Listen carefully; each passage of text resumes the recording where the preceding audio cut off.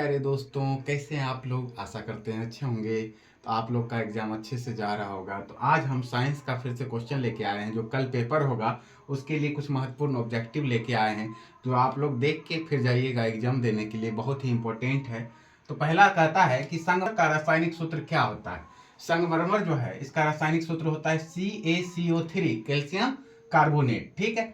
फिर दूसरा क्वेश्चन कहता है कि स्पेक्ट्रम प्राप्त करने के लिए किसका उपयोग होता है। तो आज जैसे हम क्वेश्चन देखें तो सोशल साइंस का जो क्वेश्चन था इसमें जो हाईलाइटेड क्वेश्चन था ना वो कम पूछे गए थे और अलग अलग क्वेश्चन दिए गए थे। तो आप लोग बना के आए होंगे अच्छे से। दूसरा क्या कर रहा है कि स्पेक्ट्रम प्राप्त करने के लिए किसका उपयोग होता है। प्रिज्म का उपयोग। प्रिज्म का उपयोग किस लिए करते हैं। स्पेक्ट्रम प्राप्त करने के लिए।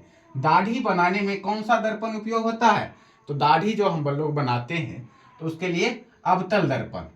दाढ़ी बनाने में, डॉक्टर चिकित्सा में होता है, ठीक है, टॉर्च में किया जाता है। तो ये सभी अवतल दर्पण का यूज होता है। पूछता भी है, सब्जेक्टिव क्वेश्चन भी यहाँ से देता है कि अवतल दर्पण के 2 उपयोग 3 उपयोग लिखे। फिर चौथा क्वेश्चन, इंसुलिन की कमी से क्या होता है। तो इंसुलिन की कमी से मधुमेह रोग होता है। क्या होता है। मधुमेह। पांचवा कहता है कि क्लोरोफिल वर्णक का रंग होता है। जो क्लोरोफिल होता है ना उसका रंग होता है हरा। कैसा होता है। हरा रंग होता है। स्नेल का नियम क्या होता है।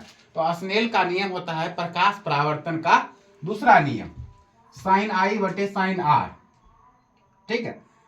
तो एक नियतांक साइन आई बटे साइन आर बराबर म्यू। म्यू क्या होता है। एक नियतांक होता है। तो स्नेल का नियम यही है, साइन आई बटे साइन आर।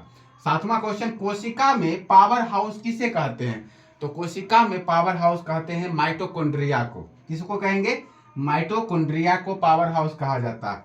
आठवां क्वेश्चन, वृक्क की रचनात्मक एवं क्रियात्मक इकाई किसे कहते हैं। तो नेफ्रॉन को कहते हैं। किसको।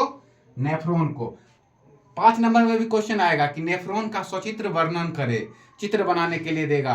तो एक न एक आपको चाहे मानव मस्तिष्क हो गया, नेफ्रॉन हो गया, न्यूरॉन हो गया, ये सब चित्र आपको याद रखना है। 5 नंबर का पूछता है।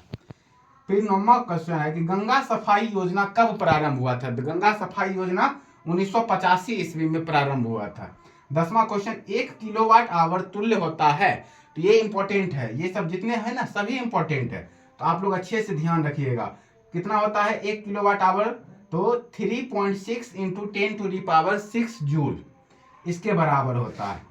ठीक है। अब 11वां नंबर क्वेश्चन हम अगले वीडियो में बताते हैं।